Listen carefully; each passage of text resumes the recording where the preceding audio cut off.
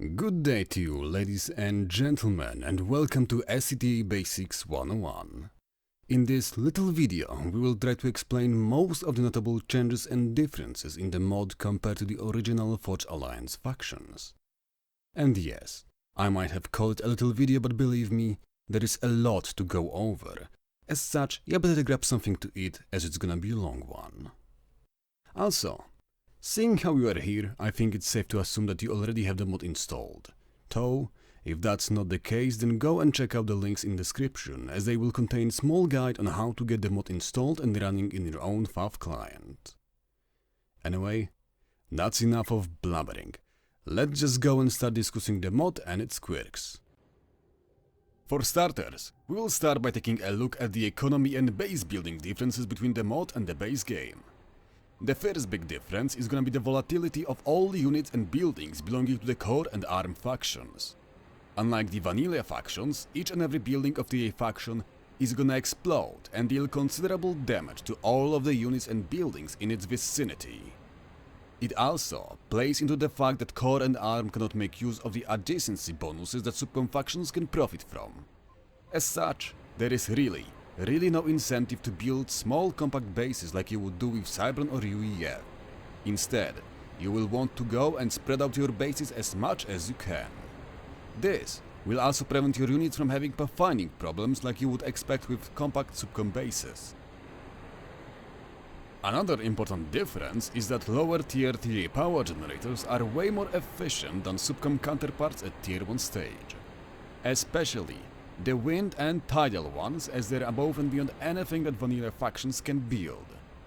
Their tier 2 power generators are also a slightly better option compared to the subcom ones. Furthermore, the engineers will also produce a small amount of energy to power your economy. An economy that will demand more and more energy and power to run as the games go on. Moving on to higher tier of economy buildings, we will actually notice that TA factions lack a good economy options at tier 3 stage. At least when we compare them to the options available to other factions. Though, when we actually take a closer look, we will notice that their T2 economy is actually still a little bit more efficient than what vanilla factions can offer you. As such, you might want to make use of the fact that not only your tier 1 economy is better, but also your T2 eco-stage is still a little bit more efficient, and maybe, just maybe, it might be better to kick your opponent's butt before they get that juicy paragon up and running.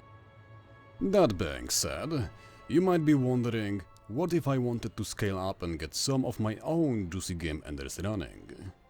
Well, I have an option for you. The TA certified tier 2 mass fabricators. Not only do they produce mass, but also are hella efficient at doing so, producing more mass per energy than those of vanilla factions.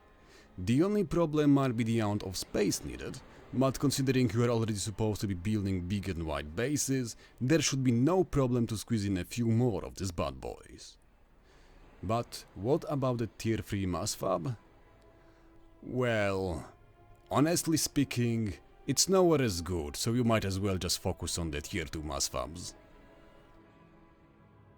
Coming back to the space requirements for your base, it might be a good idea to speak about how to actually up your technology access levels, which is actually a little bit different from what you would expect. In FAF, you would do it by simply upgrading one of your factories to tier 2 HQ and later on to tier 3 HQ. But that's not how TA factions do it. In their case, if you want to efficiently gain access to higher tech units and buildings, you will actually need to just build more factories. To be more precise, if you want to gain access to tier 2 structures and units, you will need to build 12 tier 1 factories. And if you want to get access to those juicy bad boy units of tier 3, you are gonna be looking at building 6 tier 2 factories before you gain access to the level 3. With this, you can also most likely imagine that the requirement to build so many factories, once again, plays into the fact that you as a player should try to contest the map and try to spread out your bases a little bit more compared to, let's say, UEF player.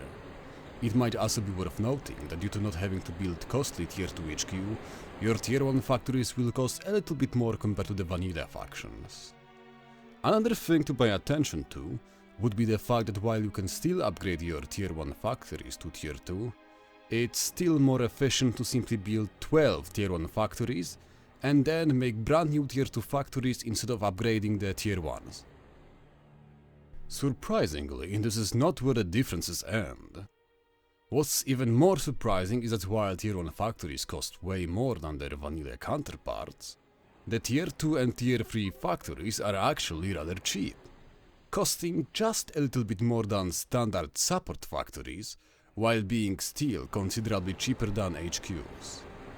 And the most sick thing about this is that the tier 2 factories will actually gain access to tier 3 units after you reach enough factories to unlock the tier 3 technology, meaning that you can immediately start producing the bad boy units the moment you unlock them. No need to build or upgrade old factories, just use the ones you already own. Brilliant, right? And yes, I know that this might be hard to understand at first time, but after a few games with the mod I'm sure you will get the hang of it just fine. Even more as this progression design plays straight into how the mod is balanced. To keep it simple, your tier 1 stage is amazing. Your units and economy are simply better than those of vanilla factions. At tier 2, you will notice that your units, while still good, are simply on par with the FAF factions, though you still have better economy to power through.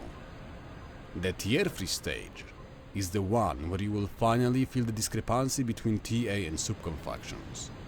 This is the stage where your units and economy no longer will be capable of keeping up with properly managed vanilla factions.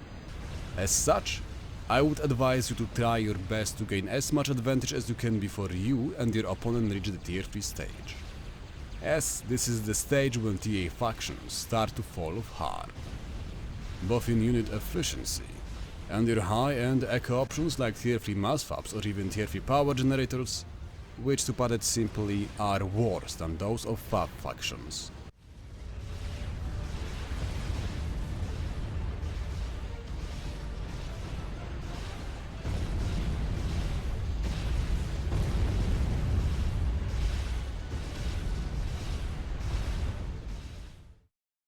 With the economy and base building out of the way, we can now dive into a little bit more specific nuances that TA factions exhibit. And we will start up this topic by looking at the most important of our units, the Commander unit. First thing to note is that these units are early game powerhouses, maybe even more powerful than Vanilla's ACUs, though they do pay for it with lower HP pools. As such, it's advised to use them offensively in early game, while still paying close attention to their positioning as they aren't as durable as vanilla ICUs. It is also worth noting that they come in with stealth ability, making them more slippery, thus slightly offsetting the lower HP pool. Another noteworthy trait that they possess is being part of a climber group of units, giving the commanders possibility of traversing through hills and mountains that otherwise would be impossible for vanilla commanders, enabling you even more tactical options as you can now hide in water ponds not available to other ACUs, or even launch sneak attacks through otherwise unpassable mountain ranges. Still, the thing that truly distinguishes TA commanders from FA1s is their overcharge counterpart called the Gun, which, to put in simple terms, is a massive tool of destruction that basically makes your commander units behave like Gunco, without the need to pay for upgrades. All you need is a stable energy income to keep on abusing this powerful ability. Another small difference would be the fact that early on TA commanders offer more build power than vanilla ones, making them slightly better as base builders if that is what you wanna use them for. Though honestly, I would just go and use them on the front line. They're gonna do better out there. The last ability that is worth mentioning is that TA commandos are equipped with cloak ability, giving them possibility to disappear from the enemy vision as long as they don't have Omni Radar in range. Though, watch out as this ability costs an enormous amount of energy to run, especially when moving, as it will cost you more to cloak moving commander than a stationary one. With this, we are done with the commander units and are gonna focus on smaller subsets of units available to TA factions. Next on the menu are engineers. which unlike in FA, actually come in multiple flavors depending on their usage and traits. We can divide them into 3 simple groups: land engineers, air engineers, and naval engineers. The first group is gonna be a bread and butter for land operations. As opposed to vanilla engineers, they cannot traverse through seas and oceans like their younger brothers. You will also need them if you're planning on building higher tech land factories or other high tier land specific buildings. The second group, known as air engineers, is, as the name suggests, focusing on the air part of the ace building. Their most notable trait being that they are actually flying units. As such, they can prove to be quite flexible in reaching certain otherwise unreachable areas, like small hills, plateaus, islands. They are also the fastest engineer available to the factions, though it's not without its own drawbacks. With first one being that they are actually quite vulnerable, as a single enemy interceptor will do short work of them in no time. The other one being a rather low build power, meaning that they trade their survivability and building capacity for being more nimble and capable of reaching places that otherwise would require usage of air transports. One more thing to note is that they are also capable of building some of the simpler navy and land buildings, though, as an exception, they can also build high-tier naval factories. And also, just like in the case of higher-tier land factories, you will need air engineers to build high-tier air factories, meaning that if you want access to the T3 planes, you will need air engineers to build T3 air factories, as the land engineers are simply not gonna have access to that technology. The last group of engineers is sea engineers, and like the name implies, they're gonna be focusing on sea-based operations, giving you access to advanced naval buildings. Also, just like the name implies, they are sea engineers and as such can only move on water bodies, though in return, they're gonna have access to the highest build power of all the 3 types of engineers that you have access to. What's also important is that they are capable of building some of the air-related buildings that happen to be buildable on water bodies, like the T3 seaplane platform, for an example. The last important tidbit of information is that the Tier 3 air and hover engineers, which by the way you can build in high-tier naval factories, have access to all of the available technology. That is, they can build all of the land, air and sea-based buildings just fine. As such, they might prove to be quite a good option for late-game source of build power, especially the hover engineers, which are just amazing when it comes to their efficiency. Anyway, now that we are done with the 2 most basic units that TA offers us, we can now take a look at a little bit more complex changes to how TA can be played compared to vanilla. First of all, we will talk about K-bots versus vehicles. So, TA offers you 2 vastly different branches of land units, the aforementioned K-bots and vehicles. There is also an additional branch of hover units, but they are their own thing, not to mention them being exclusive to the Tier 3 factories only. So we will just go and not talk about them, at least for now. So, what are the differences between those 2 options? To simplify, we can think of K-bots kinda like of Cyber units. They're gonna be fast, pack quite a punch, with a really good DPS, but their HP pools are gonna be rather low. On the other hand, the vehicles branch is gonna be slower, bulkier, and packing a lot of HP while having a rather standard and not really impressive DPS. You can think of the vehicle branch kind of like of the Tier 1 and Tier 2 UEF tanks, with Pilar being a rather good example of what you expect of this kind of vehicle branch. Still, while on topic of the 2 land branches, we should also mention the actual faction preferences for Core and ARM. And for those of you who don't know, they actually had a preferred branch of land units in the original Total Annihilation lore, with ARM forces preferring the fast and hard-hitting K-bot line. Meanwhile, the Core faction preferred the slower and bulkier vehicle branch. This is also showing in how the creator of the mod decided to balance it. The main way in which it's actually gonna manifest is rather simple. That is, the factories of opposing design philosophy are gonna be costing just a little bit more resources and don't have access to all of the cool stuff that the other factions get in their preferred branch. This is also why it's actually smarter to start up by building your preferred factory type first, and only later on expanding into the other branch, which, while costlier, will still offer you a bunch of new tactical options that you would otherwise miss by focusing on a single type of land units. As for the aerial mentioned hover, just get to the T3 stage and unlock them and their factories. That's all.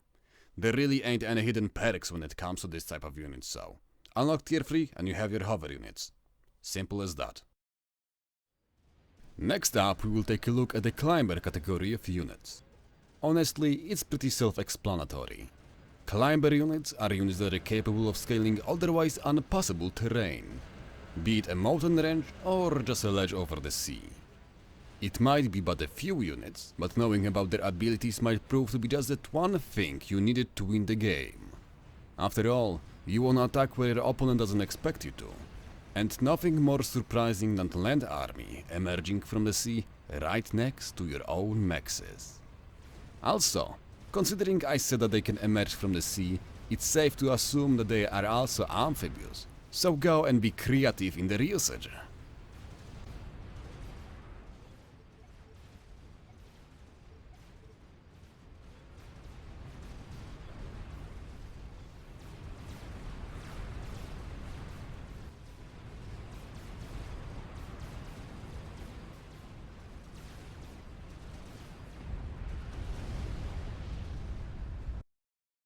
In case you are wondering which units exactly are those, here is the list of those. Commander units, obviously, Crack and Triton, Mobile Bombs, Spider and Flea, Morty and Todd. Those are the units that are capable of climbing. With climbers out of the way, we can now take a look at what we could describe as combat engineers of TA, known as Necro and Fark. Though I might have called them combat engineers, their roles are actually a little bit different from Sparky. Starting out with Necro. This little bugger might not have impressive build power or anything, but what makes him great is the ability to actually revive dead units. Yes, you heard me right. You can use Necro to revive some of your destroyed units. Sure, they won't be full HP, but let's be honest, one more gun might be what you just need to win the upcoming fight. As such, it might be a good idea to have one or two in the back line, so that you can recover fallen units after the battle. And in case you lost one, well, they actually do have an ability to lay minefields, which might buy you just enough time to get a reinforcement up to the front line. The other one, called Fark, is instead what we could describe as Hive on wheels. Yep, it's a glorified engineering station on wheels. Though, it's actually pretty impressive when it comes to its efficiency. As such, if you wanna pump out units at obese rate, you might want to get a few of those to assist your factories. Also, just like Necro, they are capable of laying minefields, which kind of makes them a combat engineer, I guess. Now that you know all of that, let's discuss another important part of what makes TA units unique. That is their ability to actually try shooting at anything that is in their vision range. Be it a plane, tank, or a battleship. Honestly, this is most likely their most unique trait of all. The fact that you can use anti-air weaponry against tanks, or even use interceptors to try getting rid of tanks. That's just mind-blowing. Obviously, it doesn't come without its own caveats. Cause let's be honest, it would be kinda silly if your standard tank was just as good at shooting down planes as certified anti-air missile rack. As such, even though the units have the ability to shoot at all of the enemy units, it doesn't mean that they will actually be effective at doing so. Many of the weapons being just way too slow to hit fast-moving planes, or simply not being able to raise their weaponry high enough to aim at the sky right above them. Another thing is that certain weapon types will have lower damage against other targets. As such, anti-air missiles, while being capable of hitting ground-based units and buildings, will roughly deal about 35% of their damage. And ASF or interceptors, while capable of making strafing runs against tanks and buildings, will deal only about 5% of their normal DPS, compared to 100% against other air units. As such, it is still important to choose proper units against enemy threats, though in worst case scenario your units will still try to put up a fight instead of just folding and lying belly up. The other important thing to mention is that TA units require a working radar and a special structure to actually be capable of targeting enemy units that are outside of your vision range. The only unit capable of ignoring this workaround is the T3 artillery. So, in case you want your units to use their range advantage, you will have to remember to build the radar targeting structure in your base. Otherwise, it's brawl time. Last but not least, is the energy necessary to fire TA weapons. Unlike the vanilla factions, in TA if you want your laser-based units and weaponry to fire, you will need to supply them with energy to operate. As such, it is wise to pay close attention to your power reserves and build a few more power generators than you would otherwise while playing subcon factions. Basically, if it looks like a laser or a bolt of energy, it requires energy to shoot, and higher the tech level, the more energy it needs to fire.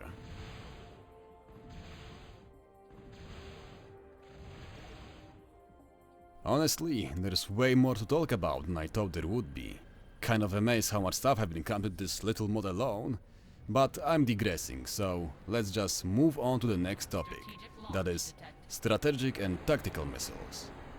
The biggest difference here is gonna be the fact that they are way harder to assist compared to the vanilla ones. As such, it will be way harder to achieve high fire rate compared to the UEF or Cybran tactical missiles or even nukes. But worry not.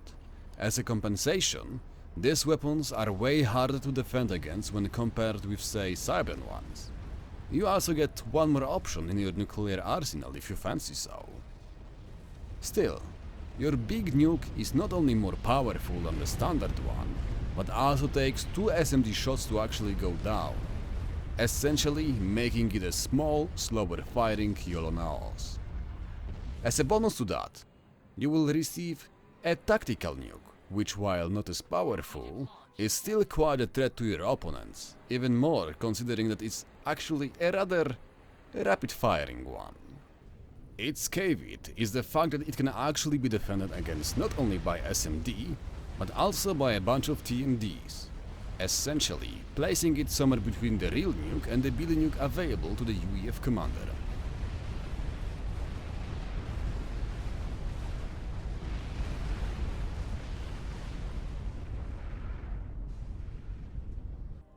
Moving on, we are finally left with just 3 topics to cover: situational stealth and armor, plus TA wreckage.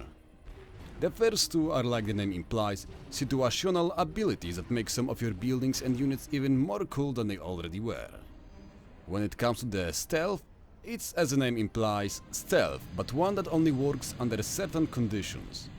A good example of that would be tier 3 seaplanes that can enter stealth mode upon landing on water body, making them invisible to enemy radar coverage and allowing you to make ambushes on the open sea like good old pirates. When it comes to the situational armor, it's rather straightforward. Some of your buildings can enter armored state, which greatly increases their survivability when under enemy fire, granting your rather weak buildings much needed survivability, though at times at the cost of them stopping production of resources like the solar power generators, or stopping radar coverage in case of the high tier radars. Obviously, there are many other buildings and units using those two situational traits, but I think finding them yourself will be much better than just me reciting a litany of units names that we will both forget in the next 5 minutes. With this, there is but last one topic to cover before we run out of them. So, the last thing that we should mention to you good folks is a TA wreckage system which is gonna differ just a little bit compared to the vanilla one. To start it off, not all units will leave wrecks on the battlefield. For example, all of the air units plus mexes and hydrocarbons won't leave wrecks at all. And even when it comes to the land units that leave wrecks, we'll have to actually divide them into 2 groups of wrecks. that is the standard ones, and then what we can just call heaps of metal. What's the difference? Well, to start it off, we need to remember that there is a unit called Necro which can revive dead units. The important part is that Necro can only revive units that have left a proper intact wreckage. The other type of wreckage that units will leave is heap. This is not only it cannot be revived, but also upon reclaiming is worth way less mass than the standard one. What's also interesting is that you can destroy all of the normal TE wrecks so that they do turn into heaps of useless metal that can not only no longer be resurrected by Necros, but only reclaimed for a small amount of mass. As such, giving a few more tactical options on how to deal with the mass fields that were left by the fights. And that's pretty much it. I think we have covered most, if not all of the important nuances of the SCTA mod. As such, I'm just gonna go and call it a day here and see ya on the 5th battlefield, folks.